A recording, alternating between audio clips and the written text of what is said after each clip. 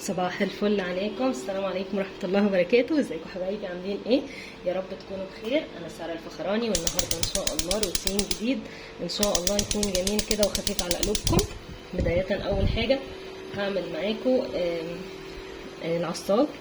طبعا احنا محضرين قبل كده عصاج مع بعض يعني، بس ايه الناس اللي لسه مبتدئة وعايزة تعرف العصاج فهو بسيط جدا الموضوع.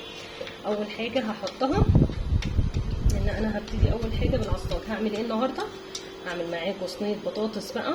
مش عايزه اقول لكم اللي هيجربها مش هيبطل يعملها على طول على طول. خطيره يا جماعه ان شاء الله يعني، بتكاتي وحركاتي طبعا.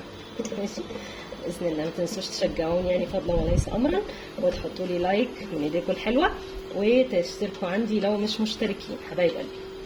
ماشي، عشان قناتي تكبر شويه، عشان لسه ايه في البدايه كده، وحابه ان انا يعني تدعموني لغايه لما ان شاء الله ربنا ييسر لي الحال كده وابقى ايه انطلق يعني باذن الله. ماشي، اول حاجه ببتدي بيها في العصاج عامه، في ناس تحط العصاج البصل مع اللحمه، بس انا مش بفضل ده، لان بصراحه بيبقى طعمه احلى كتير لو ان احنا حطينا البصل يتشوح شويه وياخد لون اصفر كده شويه، وبعد كده ننزل بقى باللحمه المفرومه.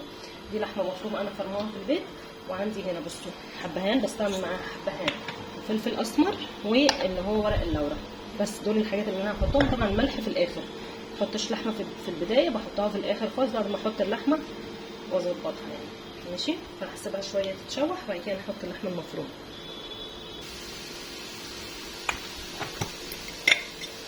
هبتدي انزل بقى بكام ورقه لورا كده. اكتبوا لي في التعليقات بقى، هل عندكم طريقه تانية للعصاج؟ هل بتعملوه ني في ني بيطلع معاكم ايه؟ قولوا لي كده يعني عشان نستفيد من بعض. هحط شويه فلفل اسمر طبعا كده على البصل وبس، وما احطش حاجه تانية. تمام، وبعدين بقلبه كده خلاص، هو اتشوح تشويحه حلوه قوي. هنزل بقى بكميه اللحمه المفرومه. بسم الله.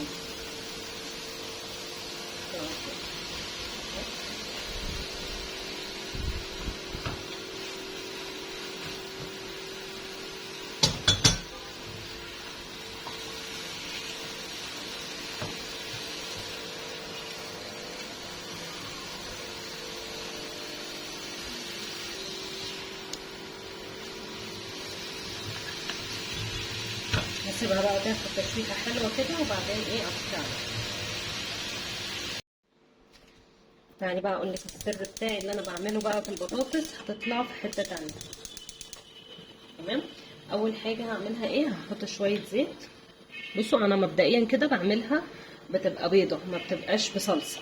تمام، فهتطلع طعمها ان شاء الله هتدعوا لي عليها. حاجه جديده كده، فكره جديده وجميله. هحط معلقه توم كبيره كده زي ما انتم شايفين اهو.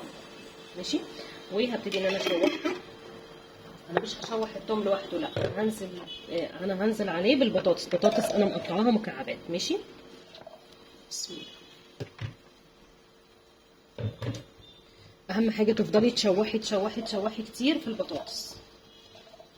في التوم عايزه اقول لكم بتنقل البطاطس في حته تانية خالص.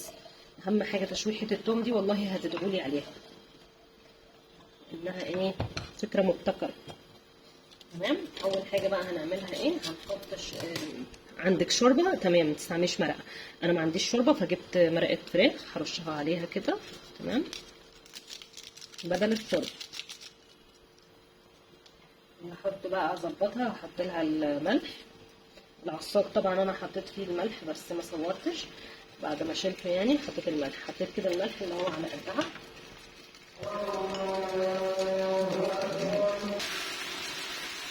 دلوقتي هبتدي بقى انزل ايه ببهارات الفراخ.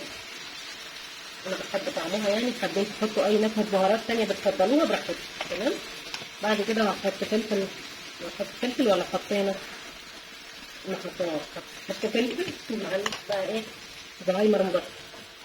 بس هنشوح كويس جدا كده.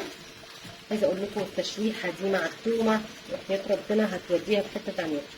جربوا بس ورايا كده وما تراجعيش ورايا، هتشوفوا بقى البطاطس هتطلع خطيره خطيره خطيره. انا مجرباها، عشان كده مش بقول لكم على حاجه غير لو انا مجرباها متاكده من النتيجه، وما تقلقوش. تمام، هعلي النار عليها بقى واسيبها تتشوح شويه كده، وبعد كده ايه انزل عليها بالعصاج.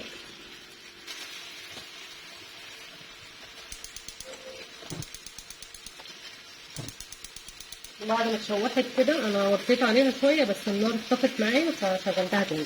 خلاص فكده بصوا التشويحه الحلوه دي. هنزل بقى بالعصار كده، بسم الله. تمام،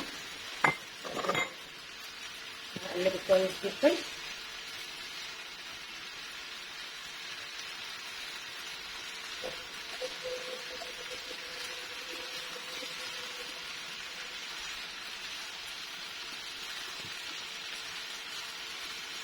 دلوقتي بقى عندك زي ما قلت لك، لو ما عندكيش شوربه اعملي مرقه. زي عندك شوربه خلاص، انا هنزل بميه سخنه علشان ما عنديش مرقه.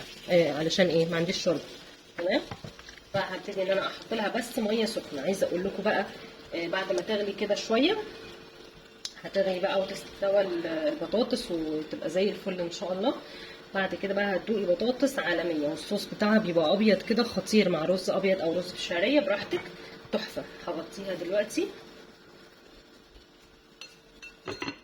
بس كده. عايزه اقول لكم بقى تتغطى وتتساب، هتدوقوا احلى بطاطس دقتوها ان شاء الله باذن الله.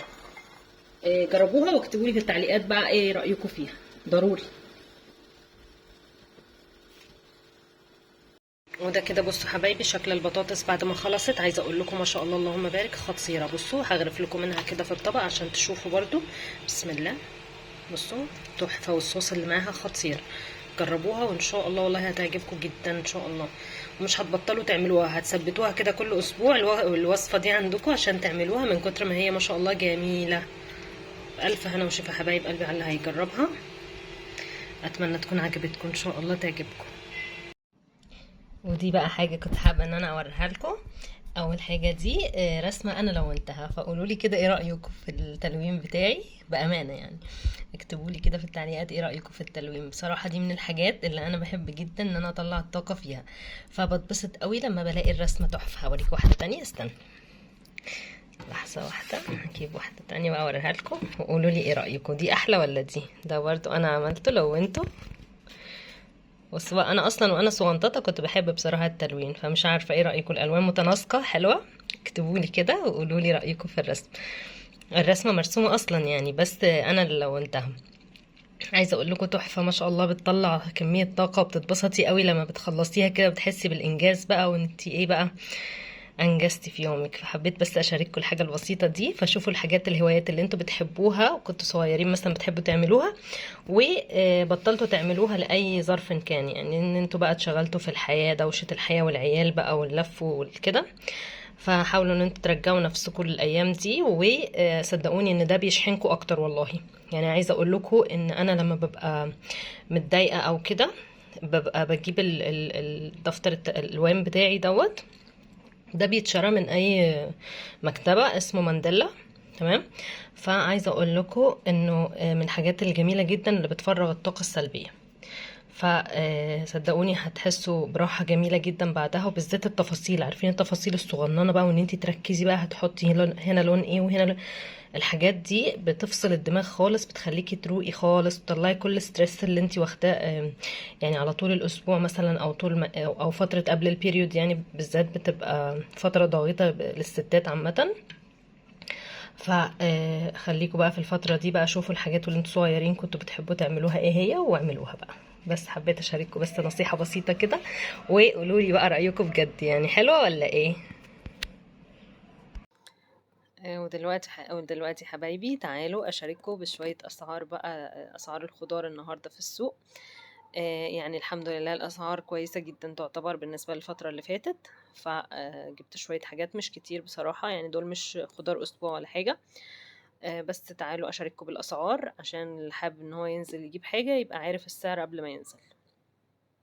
وقبل ما نبتدي الاسعار بقى ما تنسوش بقى تلايكوا لاختكم وحبيبتكم وتشجعوني كده عشان ان شاء الله الفيديوهات تنتشر باذن الله. وتشتركوا، اللي مش مشترك عندي ليه مش مشترك لازم تشترك معايا. اول حاجه هبتدي بيها معاكم هي الخيار. اليومين دول ما شاء الله اللهم بارك، عايزه اقول لكم خطير يعني، حلو جدا في السوق. وكمان الخيار عامل كام 15 الكيلو. تمام. وبالنسبه للبتنجان دول تقريبا 2 كيلو 2 كيلو. بصوا بقى بالنسبة للبتنجان وانتي بتنقيه خلي بالك ان هو يبقى فيه البتاعة دي داخلة لجوه كده بنفس المنظر اللي انتي شايفاه ده. تمام، ده بيبقى مفهوش بذر كتير من جوه. تمام. فانتبهي وانتي بتشتريه انه يبقى كده. فده كنت جايباه ب8 جنيه الكيلو، والاتنين تقريبا ب16. العنب ما شاء الله اللهم بارك، اللي هو اللي لونه غامق ده بيبقى طعمه مسكر قوي وتحفة. ده كان الكيلو تقريبا ب40. البنجر عندي دول كانوا بصراحة الاتنين اللي جوه دول كانوا عندي في التلاجة، جبت دول عليهم بس عشان ما يبقاش كتير، علشان استهلكه اول باول. يعني انا كنت شرحت لكم قبل كده ان انا بسلقه وبعد كده بقطعه بحطه في علبة، وبفضل اسحب منه على الفطار جنب الفطار والعشاء. يعني بصراحة بيبقى جميل وهو مفيد جدا للناس اللي عندها مشاكل انيميا او فقر دم.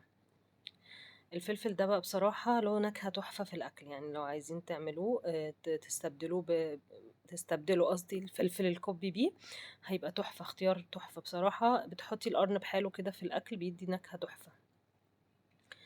بالنسبة لليمون بقى، أنا بصراحة هو أخضر كده بس كان ناشف، بس أنا فضلت أدوس عليه كده عشان أعرف إن هو فيه عصير، يعني فيه عصير ولا لأ، يعني على أساس يبقى طري. فجبت دول النص كان عامل 15 جنيه. تمام. فيعتبر كويس. بالنسبة بقى لإيه، بالنسبة للطماطم، آخر حاجة. بالنسبة للطماطم بصراحة أنا كنت فضيتها في العلبة هنا عشان بغسلها، وبحط لها كربونات وهو شاركتكم قبل كده، وبعمل معاها خل واسيبها بقى اغسلها، انقعها في القصة دي شوية وبعد كده اغسلها بقى، بتبقى جميلة جدا بقى، بتنضف بقى. وخلي بالكم انتوا بتشتروها، لان اليومين دول بالذات بتبقى الطماطمايه شكلها حلو قوي من بره، بس بيبقى فيها زي خرام كده، زي سوس او دوده او مش عارفه. فبتفتحي كده الطماطمايه بتلاقيها كلها فيها حته سودا كده من جوه، فخلي بالكم انتوا وانتوا بتقطعوها، عشان ساعات بتبقى حتت صغننه قوي. خلي بالكم يعني ممكن تدخل في السلطه وانتوا خدوش بالكم، فالحاجات دي بتبقى مؤذيه قوي. بس كده، ده الخضار حبيت اشارككم بيه. ما تنسوش بقى تدعموني وتشتركوا عندي، اللي مش مشترك لازم يشترك. والسلام عليكم ورحمه الله وبركاته.